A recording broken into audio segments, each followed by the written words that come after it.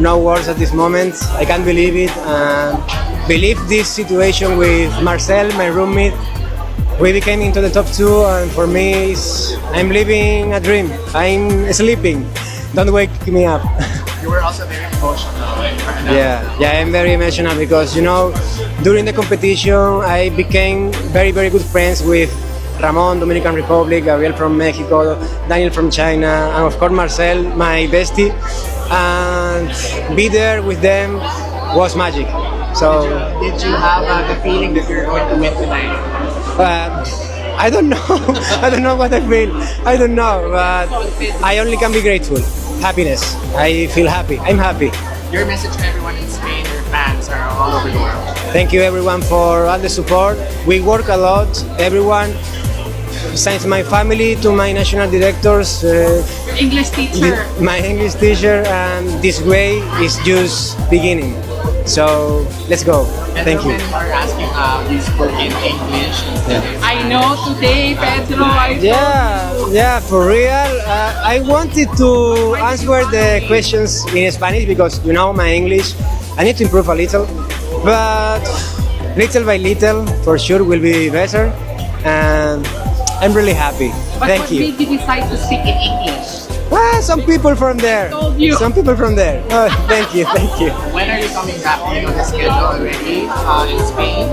When are you going home? Do you know the schedule? I really don't know at this moment. I really don't know. But let's see. Thank you. Congratulations. Thank you so much. So inyo pong napanood mga kapolitika itong nanalo sa Mr. Supranational na mula sa Espanya itong si Pedro Cordero. At pag-uusapan natin dahil kinakiligan po sila ngayon ni Katrina Ligado dito sa kailang tambalan sa Miss and Mr. Supranational 2026. So alam naman po natin na sinakop ng mga Espanyol ang Pilipinas, daan-daang taon na ang nakalipas at ang sabi pa nga, biro pa ng ating mga netizen dito sa social media ay panahon na rin daw para magpasakop tayong muli dito sa Espanyol. So yun ay biro lamang mga kapolitika ng ating mga netizen dahil nga mula sa Espanya ang nanalo dito sa Mr. Supranational at masasabi natin na meron talagang spark, merong chemistry itong si Pedro Cordero at si Katrina Ligado.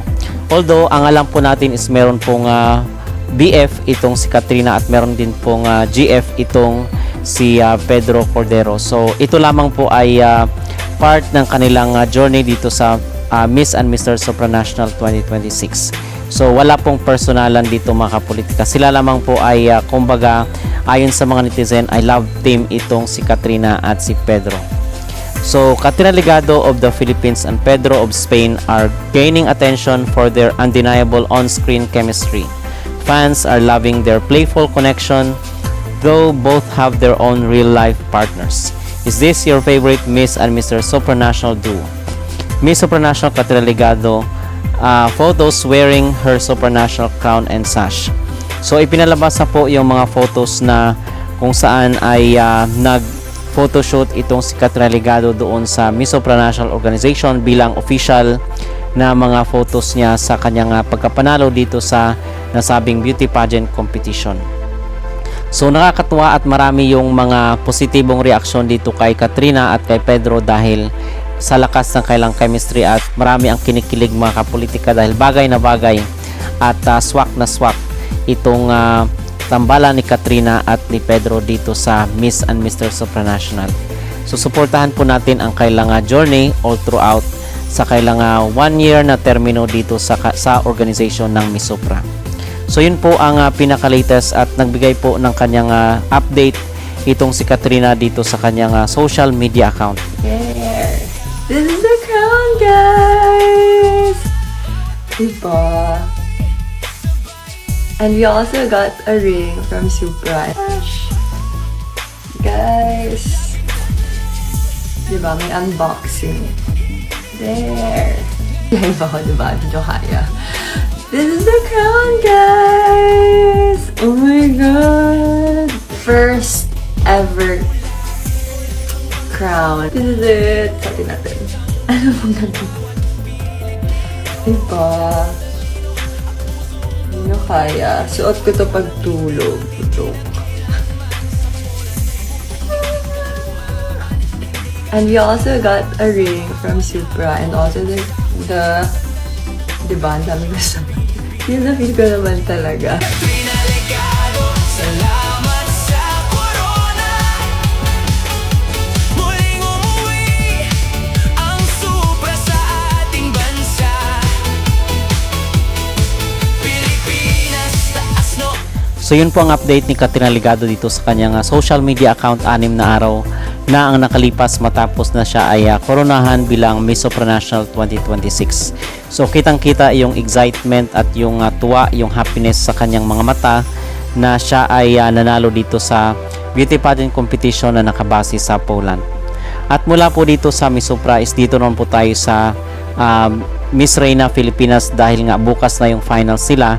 So yung mga pageant supporters is naglabas na ng kanilang mga hot pick dito sa final prediction ng Reina Filipinas.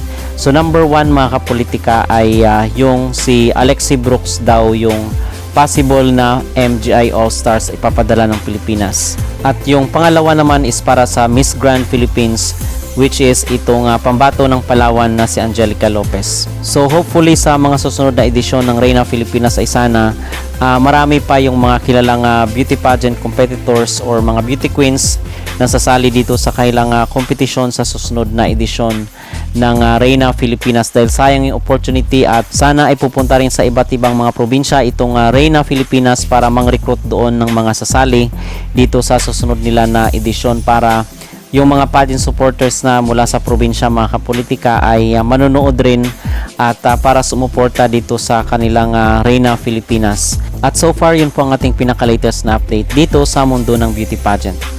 Ano po mga kapolitika ang inyong masasabi at maging reaksyon dito sa tambalan ni Katrina Ligado at ni Pedro Cordero sa Miss and Mr. Supranational? Mag-comment down below at huwag kalimutang mag-like at mag-subscribe na rin kayo para updated kayo sa ating mga latest issue.